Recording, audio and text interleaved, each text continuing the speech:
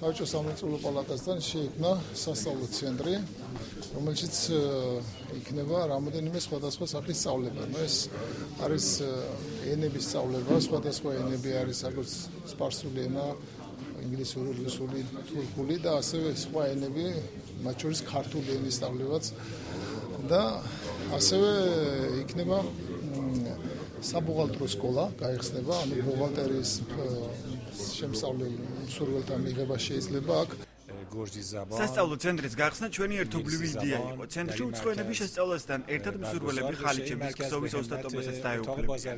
ჩვენი მიზანია ხალხი დაეუფლოს ისეთ სპეციალობებს, რაც მათ დასაქმებაში დაეხმარება.